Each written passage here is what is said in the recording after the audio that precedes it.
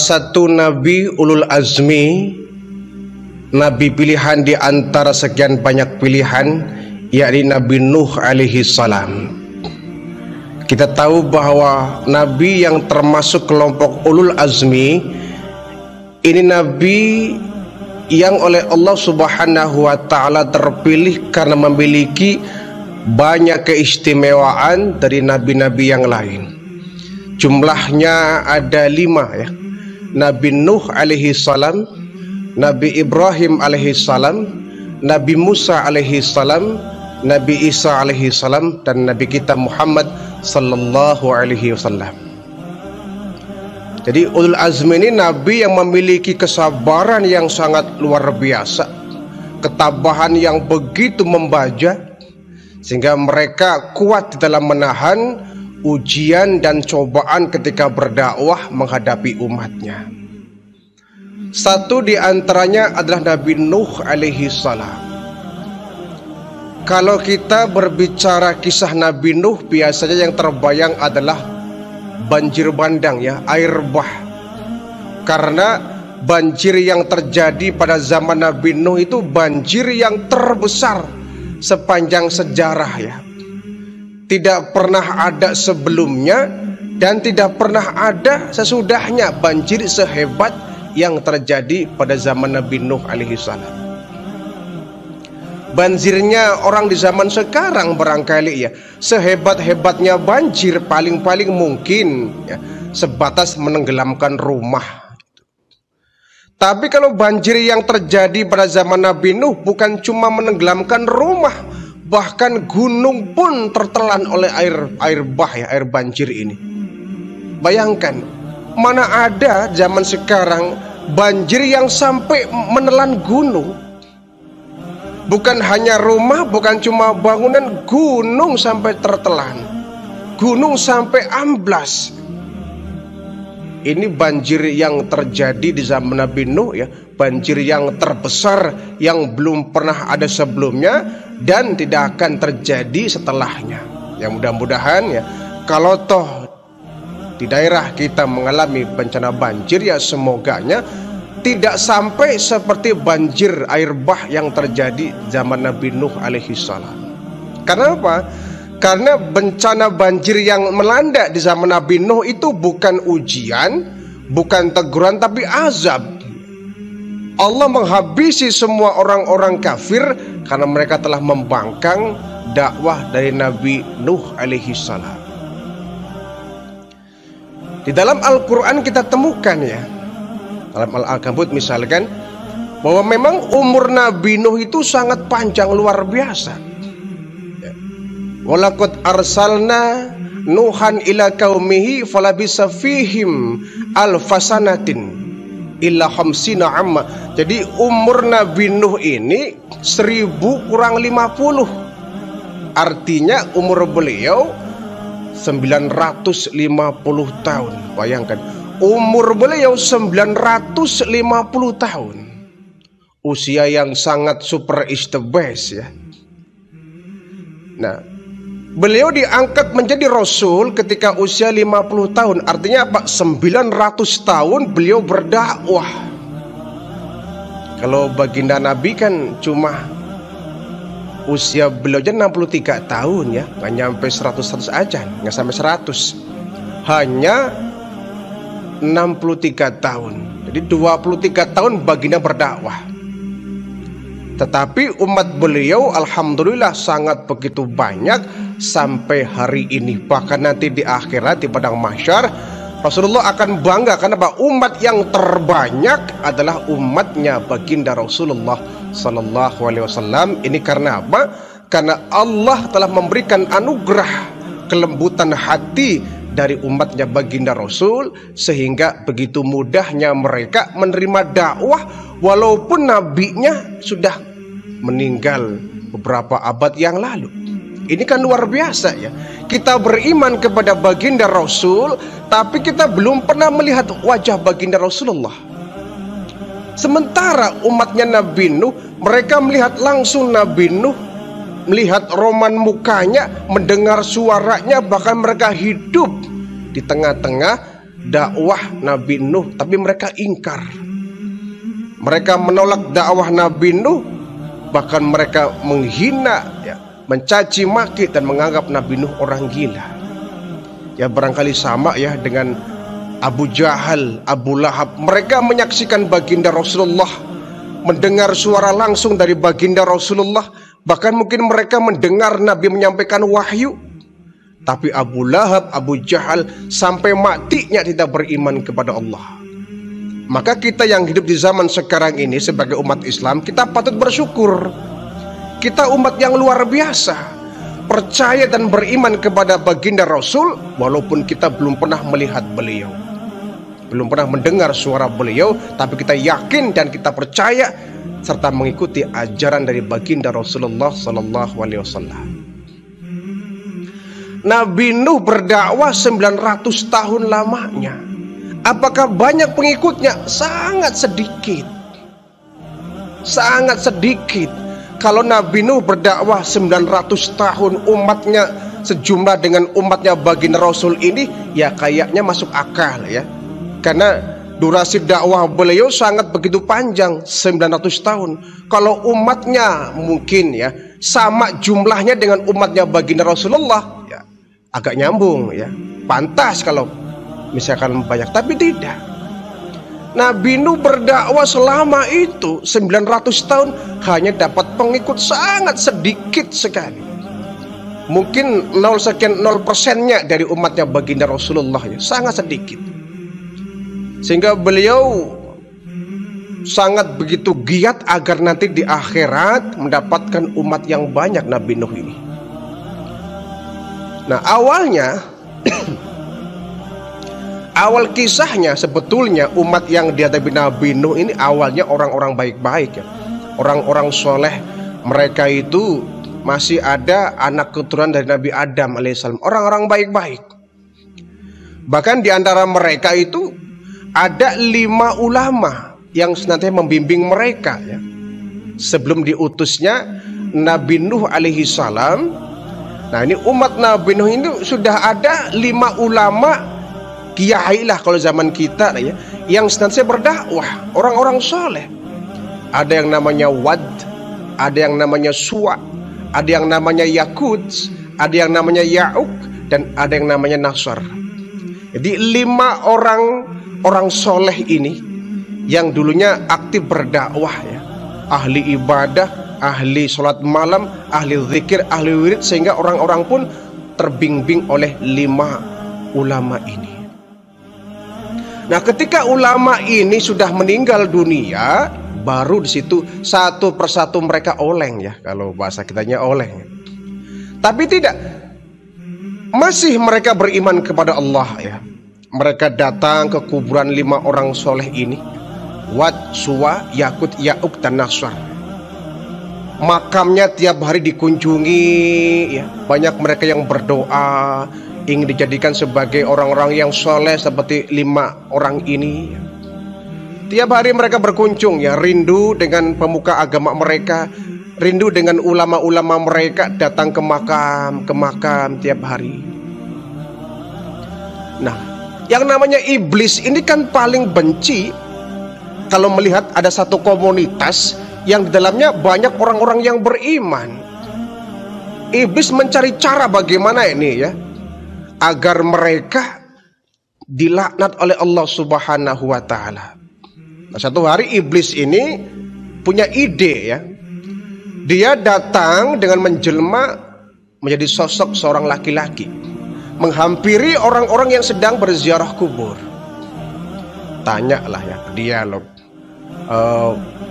bapak-bapak, saya mau nanya, ada apa mas?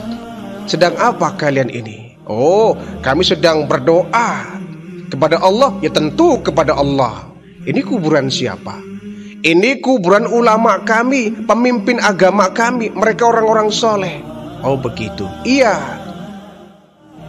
Tiap hari kalian datang ke sini? Iya. Kami berdoa di sini agar kami pun diberikan kesolehan seperti orang yang soleh ini. Kalian rindu? Ya rindu. Kami ingin bertemu dengan mereka. Gini saja, biar kamu praktis, tidak usah bolak-balik ke sini. Ya mereka digambar saja, wajahnya disketsa, digambar, dilukis, taruh di rumah kalian masing-masing.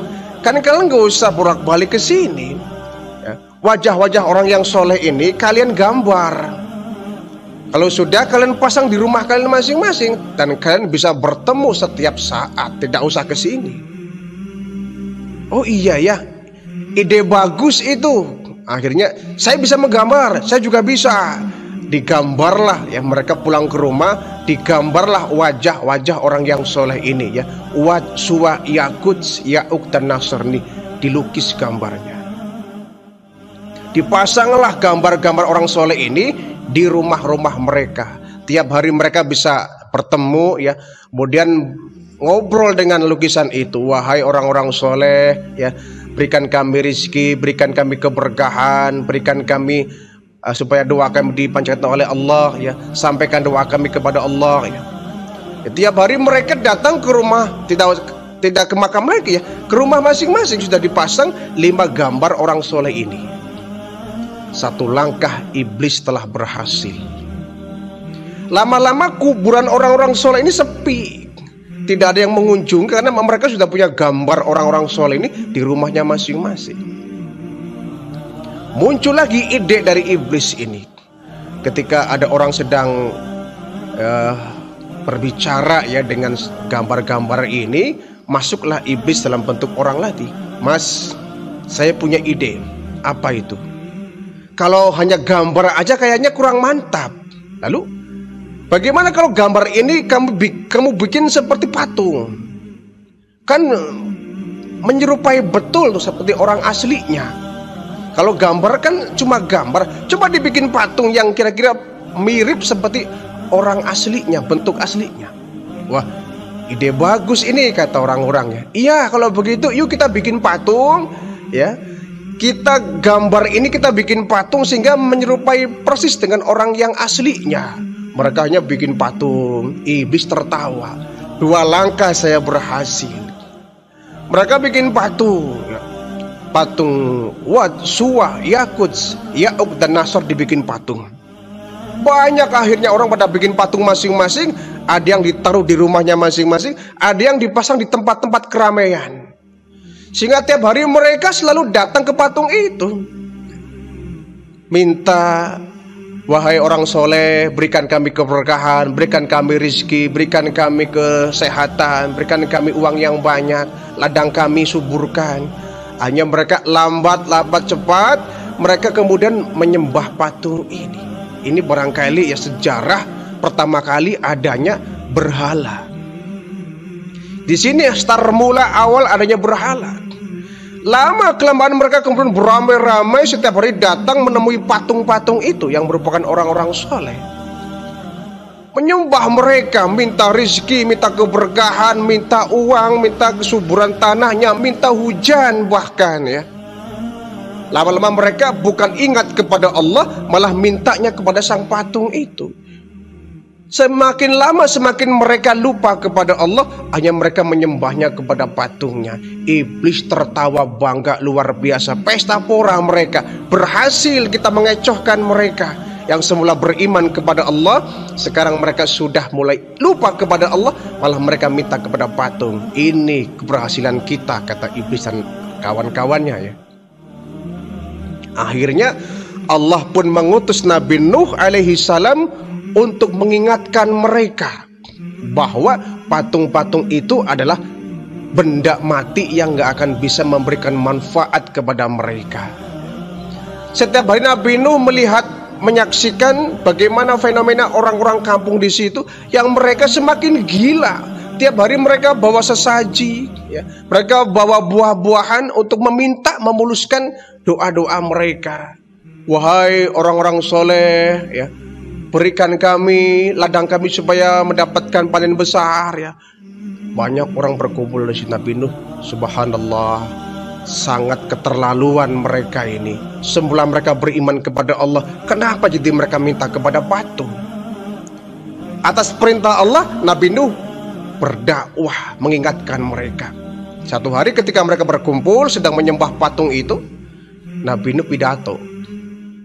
Wahai tuan-tuanku ya, Umatku, dengarkan aku baik-baik ya. Kenapa kalian menyembah patung-patung ini? Bukankah dia tuh nggak bisa mendengar, nggak bisa melihat, nggak bisa bicara, dan nggak bisa memberikan apa yang kalian minta? Sembahlah Allah, tinggalkan patung-patung ini. Ini laknat, Allah akan murka dan kalian akan mendapatkan siksa azab yang sangat pedih. Sembahlah Allah, ini patung ini benda mati. Kamu nggak akan mungkin bisa minta apapun dari sang patung ini. Wong dia juga berdiri, kalian yang mendirikan. Gak bisa berdiri sendiri. Apa jawabnya kaum? Wahai Nuh, ada apa denganmu Nuh? Bukankah kami menyembah ini dari dulu? Sekarang kau tiba-tiba melarang kami. Apa-apaan kamu Nuh ya? Hei umatku, aku sungguhnya diutus oleh Allah memberikan peringatan kepada kalian agar meninggalkan sang berhala-berhala ini. Sembahlah Allah. Dialah yang menciptakan kalian, menciptakan bumi, memberikan kalian rizki, menurunkan hujan untuk kalian. Sembahlah Allah. Wah, rupanya semakin jengkel mereka itu. Wah, Nuh semakin kurang ajar, dia sudah menghina Tuhan-Tuhan kita. Wahai Nuh, biarkan kami. Dan ini sudah dilakukan oleh nenek moyang kami puluhan tahun yang lalu. Kau sudah membangkang dengan perintah nenek moyang kami. Kalau kau tidak mau menyembah seperti apa yang kami sembah, kau boleh pergi. Nabi Nuh terus berdakwah, wahai umatku, sadarlah, sadarlah bahwa perbuatan kalian itu syirik ya. Kalian itu sudah menyekutukan Allah, menduakan Allah, dan perbuatan kalian sangat berbahaya. Ini mengundang bencana. Bencana apa Nuh? Bencana apa? Sok tunjukkan bencana yang kau ancamkan itu. Jangan begitu ya. Segeralah bertobat kepada Allah. Hai Nuh, sudahlah pergi ya. Lalu diusir Nabi Nuh.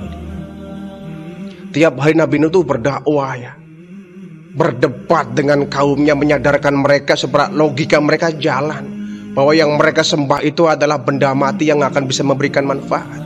Tapi setiap kali berdakwah Nabi Nuh pasti diusir, dicaci maki, dihina, direndahkan luar biasa.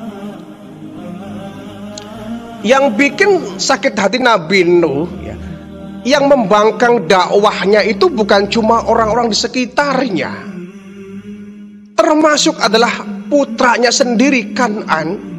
Itu termasuk orang yang menentang dakwah bapaknya. Wahai bapakku, sudahlah, berhentilah kau berdakwah. Jangan usik kami yang sedang menyembah kepada patung-patung ini. Bapakku, kalau kau nggak mau menyembah, silakan kau pergi dari sini. Anaknya sendiri memusuhi beliau, Kan'an ini. Wahai anakku, ya, sesungguhnya aku menyampaikan hal yang benar. Bapakmu ini adalah utusan Allah memperingatkan kepada kalian sebelum terlambat ya. Sembahlah kepada Allah, menyembahlah Allah ya. Dia Tuhan yang sesungguhnya, bukan patung-patung ini.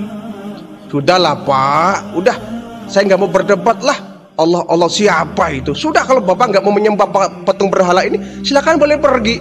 Katakan ya Allah, Nabi Nuh kalau sudah ada, astagfirullah, anakku sendiri termasuk orang-orang kafir.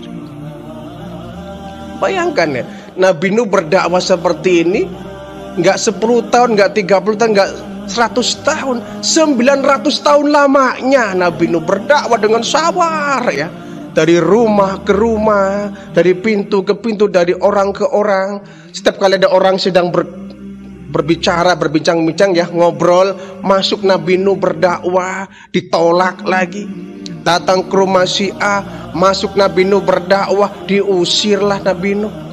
Ada orang sedang kumpul, sedang berbincang-bincang, sedang santai, sedang kongko-kongko, datang Nabi Nuh berdakwah, diusir lagi. Tiap hari begitu. Jarang Nabi Nuh yang berdakwah kemudian diterima, itu jarang. Ya memang ada ya. Ada sebagian mereka yang kemudian menerima dakwah Nabi Nuh, ya ada. Ada yang oleh Allah diberikan kelembutan hati sehingga mereka beriman kepada Allah. Tapi yang jelas pengikut Nabi Nuh sangat teramat sedikit sekali. Tidak sebanding dengan waktu dakwah beliau yang sangat begitu panjang, 900 tahun lamanya. Nabi Nuh ya, mungkin kalau kita ya pegel juga ya. Ya bayangkanlah ya, berdakwah Nabi itu nggak tanggung-tanggung. hampir 1000 tahun, kurang 50 tahun ya, berdakwah, tapi cuma sedikit pengikutnya, hanya hinaan, cemoohan, caci maki yang didapatkan. Nabi Nuh ya tetap saja beliau manusia biasa ya, memiliki kesabaran yang mungkin ada finishnya. Akhirnya satu malam beliau munajat, ya Allah, cukuplah aku sudah berjuang ya Allah. Tiap hari nggak kenal waktu, siang malam, siang malam, siang malam saya berdakwah ya Allah. Sudah aku sampaikan ya Allah kepada mereka, dan itu waktu yang sangat lama, 900 tahun aku sabar menghadapi mereka ya Allah. Sepertinya di antara mereka sudah tidak ada lagi yang beriman ya Allah. Aku nggak mau kemudian mereka tinggal di bumi ini hanya untuk membuat onar ya. Rabbi la tadar fil ardi minal kafirina dayyaro. Jangan biarkan mereka ya Allah, orang-orang kafir, mereka hidup di permukaan bumi ini. Karena mereka setiap melahirkan anak, anaknya seperti itu lagi, punya cucu seperti itu lagi. Kayaknya mereka nggak bakal beriman ya Allah sebelum mereka mendapatkan azab. Jadi mereka sudah keterlaluan ya Allah, sudah keterlaluan, selalu menghina dakwahku. Bahkan wa inni kullama da'awtuhum litakfir lahum, ketika aku berdakwah kepada mereka ya Allah, mengajak mereka agar bertaubat kepada Allah dan agar Engkau mengampuni mereka, ja'alu asabi'ahum fi adhanihim, mereka justru menyumpal telinga mereka dengan jari-jarinya. Subhanallah. Jadi setiap kali mereka didakwai orang-orang zaman Nabi, mereka itu selalu nutupi telinganya dengan jari-jari mereka. Wastaghfiyabahum, dan mereka juga menutupi wajah mereka dengan kain baju-baju mereka. Ini kan penghinaan, didakwai, mukanya ditutup, telinganya disumpal itu. Wa asarru, dan mereka sangat ingkar. Wastabaru istikbaro, mereka juga sombong di atas kesombongan yang luar biasa. Ini ada bahasa sombong yang berlipat ganda ya. Wastabaru istikbaro ya. Di mereka sombong dengan sombong yang sangat keterlaluan itu. Bukan sombong yang biasa mungkin istilahnya, sombong yang di atasnya sombong ya.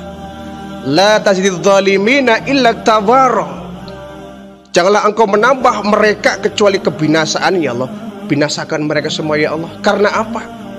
Sebab kalau nggak dibinasakan, mereka akan terus melahirkan anak-anak yang semakin hari semakin menentang dakwahku. Kalau mereka dibinasakan, meninggal semua, sehingga muncul generasi baru orang yang beriman, insya Allah akan melahirkan generasi baru yang beriman. Jadi dipangkas nih, generasi yang rusak dipangkas, ya dihabiskan. Nah, orang-orang yang beriman bersama Nabi Nuh ini akan melahirkan anak-anak yang soleh. Itu yang dimaksud Nabi Nuh, bukan dendam sebetulnya ya, bukan karena dendam, tapi karena tidak ingin kalau sampai bumi ini dipenuhi orang-orang yang kafir. Jadi beliau ingin biarlah mereka orang-orang yang kafir dihabiskan ya Allah. Sebab kalau mereka nggak dihabiskan, nggak diwafatkan, nggak dimatikan, mereka akan melahirkan generasi yang semakin rusak. Dipotonglah generasi ini sehingga orang-orang yang beriman kepada Nabi Nuh kelak akan melahirkan anak-anak yang soleh, pengganti kebejatan orang-orang kafir ini. Kata Allah, baik Nuh, aku akan membinasakan mereka, tapi aku perintahkan kamu beserta orang-orang yang beriman kepadamu, kau buat sebuah bahtera, perahu yang besar. Ya Allah, apakah kamu ada banjir yang besar ya Allah? Iya. Aku akan menenggelamkan mereka dengan banjir yang sangat dahsyat. Maka kamu beserta orang-orang yang beriman, kata Allah, buatlah sebuah bahtera. Sebuah bahtera yang besar. Kau suruh masuk orang-orang yang beriman supaya selamat dari azab yang aku timpakan. Baik ya Allah. Ketika Nabi Nuh ya, setelah kita mungkin curhat kepada Allah ya, minta ditimpakan azab, Allah rekes akan datang satu azab. Nabi Nuh kemudian diperintahkan untuk membuat kapal. Satu pagi beliau kumpulkanlah orang-orang yang beriman ya, pengikut beliau yang setia. Wahai hamba-hamba Allah yang beriman, ada apa Nuh? ada satu perintah dari Allah, apa Nuh? Kita diperintahkan oleh Allah untuk membuat bahtera. Bahtera, iya, perahu yang besar ya, kapal laut yang besar. Ya wahai Nuh, memangnya akan ada banjir bandang? Iya sepertinya. Maka kita oleh Allah dibikin sebuah perahu yang besar. Baik Nuh, yuk kita semuanya orang-orang yang beriman, kita sampai membahu ya, sampai jadinya kapal ini. Gotong royong lah ketika itu ya, mereka nebang pohon, nebang pohon, nebang pohon, nebang pohon. Orang-orang kafir pada akhirnya ini mau nebangin pohon buat apa mereka? Nuh, ngapain nebangin pohon sama orang-orang itu? Kayak nggak ada kerjaan mereka. Ya tebangi terus, dapat 1, 2, 3, 4, 5 pohon yang besar-besar. Kemudian digergaji ya seperti menyerupai orang-orang tukang zaman sekarang lah, dibelah-belah ya. Kemudian dibentuklah kerangkanya ya. Kerangka sang perahu itu. Orang kafir melongo, ini mau bikin apa ini ya. Mau bikin kapal, ini kayaknya kerangka kapal. Mau bikin kapal Nabi Nuh, apa yang dia itu? Semakin lama kerangka jadi, dibikinlah dinding-dindingnya sudah hampir menyerupai ya, menyerupai bentuk kapal. Orang-orang kafir pada berdatangan, ini lagi ngapain dia bikin kapal? Ngimpi apa dia? Gila kali ini. Orang kita kan jauh dari laut. Ini bikin kapal buat apa? Ini orang-orang kafir ya. Wahai Nuh, kau bikin kapal atau bikin apa ini? Nabi Nuh diam saja. Karena percuma kalau dijawab pasti nggak akan ada ujungnya ya. Kau bikin apa Nuh? Bikin kapal. Setelah hampir jadi, semakin banyak orang berdatangan pada nonton ya. Dan nonton. Nuh, kamu ini, aduh, mau bikin apa? Bikin kapal? Ya, saya mau bikin kapal. Lalu kamu bikin kapal buat apa? Kau kan tahu daerah ini sangat jauh dari laut. Kalau tuh mau ditarik ke laut, nariknya mau pakai apa Nuh? Kok aneh-aneh saja. Makanya Nuh, kamu jangan bergaul sama orang-orang miskin. Begini nih akibatnya. Aneh pikiran kamu. Nabi Nuh hanya bilang, kalian silakan hina saya, cemoohkan kalian, caci maki saya silakan, tapi kalian akan tahu yang akan terjadi apa. Apa Nuh? Ya, tinggal nantilah besok-besok kamu saksikan apa yang terjadi. Terus Nabi dengan yang orang-orang beriman tuh bikin kapal. Lama jadilah kapal yang begitu besar. Wah, itu ditendangi sama orang-orang kafir, dikasih kotoran, dicoret-coret sama orang-orang yang menentang dakwah Nabi Nuh itu. Bahkan dikencingi, dikasih kotoran. Bahkan yang kurang ajar, mereka orang-orang kafir menjadikan kapal Nabi Nuh ini sebagai tempat membuang kotoran. Subhanallah. Jadi mereka kalau buang najis datang ke kapal Nabi Nuh. Ini saking menghinanya itu. Nabi Nuh nggak bisa berbuat apa-apa ya. Sampai itu ya penuh dengan kotoran orang, lagi ngeceknya. Sampai ya mohon maaf nih, ada orang tua ya, sudah stroke barangkali, lumpuh dia, nggak bisa jalan. Tapi tetap saja dia dasar orang kafir ya, sudah lumpuh pun masih dia berangkat dari rumah dipapah-papah ya. Untuk apa? Hanya untuk buang kotoran saja. Sampai di kapal Nabi Nuh dia buang kotoran. Nah, ketika selesai buang kotoran, namun juga orang lumpuh ya, dia mau bangun tuh pegangan dinding kapal itu, mungkin nggak kuat pegangannya, jatuh kepleset. Ketika jatuh kepleset, mukanya langsung jatuh ke kotoran punya dia sendiri, jatuh. Tapi ketika jatuh, aneh luar biasa. Ini orang tua yang lumpuh ini tiba-tiba terjadi keajaiban, bisa bangun dan bisa jalan. Bisa jalan dia. Wah, dia senang luar biasa. Pulang lumpuh, berangkatnya lumpuh, dipapah-papah, begitu pulang gagak bisa jalan. Orang tercak kagum. Pak, kok bisa jalan? Iya. Berobat di mana? Oh, di kapal Nabi Nuh. Ada obatnya? Ada. Yang benar, iya, silakan ke sana, berobat di sana. Wah, bawa kelas plastik ya, bawa rantang mungkin cara kita bawa bungkusan. Pada diambilin untuk obat, dibalurin ke kaki-kaki ya. Kotorannya sendiri padahal itu. Jadi dari semula kapal Nabi itu geladaknya dari mulai bersih, numpuk banyak kotoran dan kembali bersih oleh mereka.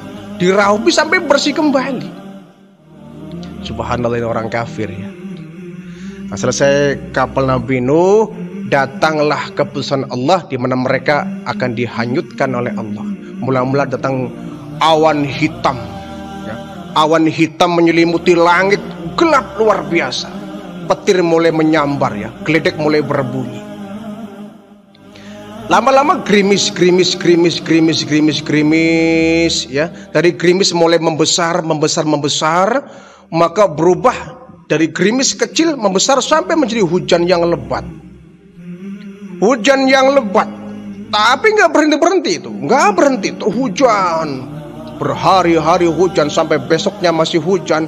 Besoknya masih hujan, 1 minggu masih hujan, 2 minggu masih hujan, terus nggak ada berhentinya. Orang kemudian berpikir, wah, kok hujan nggak berhenti? Jangan-jangan apa yang diomongkan anak oleh Nuh benar.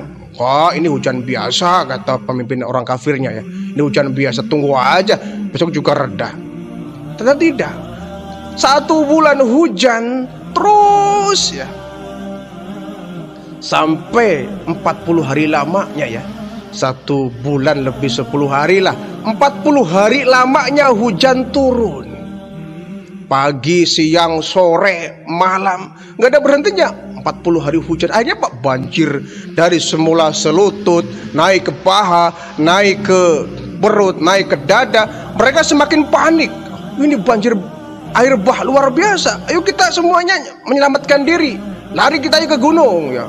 Mereka sibuk mencari gunung, lari ke utara, lari ke barat, lari ke selatan, menyelamatkan diri pada naik gunung.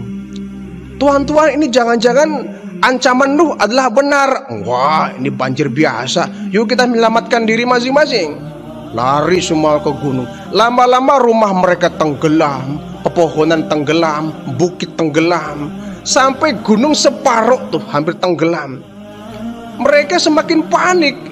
Ini kok banjir sampai hampir menelan gunung. Ini banjir yang luar biasa. Sudahlah, yuk kita, insya Allah pasti inilah cara kita ya, bukan insya Allah, pasti ini banjir akan reda kok. Tapi semakin lama perahu Nabi Nuh berlayar ya di antara genangan air yang menggila itu. Gunung pun hampir tenggelam. Nabi Nuh berjalan kapalnya itu. Ya sebagian besar sudah pada mati tuh orang tenggelam ya. Yang mereka menyembunyikan diri di loteng, di pohon, ya mereka sudah mati tertelan oleh banjir itu. Nah, ketika jalan itu Nabi Nuh melihat ada anaknya Kan'an sedang merambat di puncak gunung. Kelihatan. Kata Nabi Nuh, "Wahai Kan'an, ke sini. Kan'an, ke sini. Irkam ma'ana," kalau dalam bahasa Al-Quran, irkam ma'ana, sini mendekat Kan'an, ikut bersama Bapak. "Enggak, Pak, saya akan menyelamatkan diri, pasti saya selamat." "Tidak, nak, ini banjir yang sangat besar, gunung akan ditenggelamkan oleh Allah, kamu pasti celaka, segera kamu ke sini ikut Bapak ke perahu." "Enggak, Pak, saya pasti selamat kok." "Tidak, nak, ayo nak, mumpung masih ada kesempatan, kau naik, pegang tangan Bapak." "Enggak mau, Pak, enggak mau." "Oh, enggak mau dipaksa." "Kamu pasti celaka, nak." "Enggak, ini pasti saya akan selamat." Lama-lama berdebat, akhirnya datang hembusan angin yang menerpa air. Terjadi gelombang besar yang menyeret tubuh Kan'an. Terlepaslah Kan'an dari pegangannya, ya, terhempas di tengah-tengah air bah yang begitu besar. Nabi Nuh nangis, "Kan'an, kau sudah aku nasihati malah membangkang. Ini akibatnya kau, nak, kau mati. Ya Allah, ampuni anakku, ya Allah, ampuni anakku," kata Nabi Nuh. Allah tegur, "Hai Nuh, kau nggak usah risau, percuma, anakmu bukan golonganmu kok. Tidak usah kau minta ampunan untuk dia. Tidak usah, Nuh, anakmu bukan golonganmu, dia orang kafir." Ya, sebagai seorang bapak, Nabi Nuh tentu ingin anaknya mendapatkan ampunan ya, tapi ditolak oleh Allah Subhanahu wa Ta'ala. 6 bulan lamanya ya. 6 bulan lamanya banjir, subhanallah. Bayangkan, mana ada di zaman sekarang banjir yang sampai berbulan-bulan. 6 bulan lamanya banjir yang menelan seluruh permukaan bumi sampai gunung yang setinggi apapun tenggelam. Bayangkan luar biasa ini. Apa nggak mati semua? 6 bulan setelah itu Allah kemudian menyuruh, memerintahkan bumi, wahai bumi, telan air itu. Bumi menurut akan perintah Allah, terbukalah perut bumi untuk menelan air. Lama-lama air surut ya. Kemudian sampai hilanglah air itu. Semua orang bergelimpangan, mayat-mayat ya, tanpa nyawa. Dan kapal Nabi Nuh kemudian ada di atas bukit yang namanya Bukit Judi ya. Semua orang yang beriman bertakbir, Allahu Akbar, Allahu Akbar, Alhamdulillah. Kita sebagai orang yang beriman diselamatkan oleh Allah. Lihat mereka, orang-orang yang kafir, mereka dibinasakan oleh Allah dengan banjir bandang yang luar biasa ini. Kata Nabi Nuh, ya makanya kedepannya kalian jangan sampai ya ada yang menyekutukan Allah. Didiklah anak-anak kalian supaya nanti kalian menjadi orang-orang yang soleh, anak kalian pun soleh. Silakan turun kalian dari kapal ini, jadilah kalian hamba-hamba Allah yang soleh supaya tidak terjadi banjir yang seperti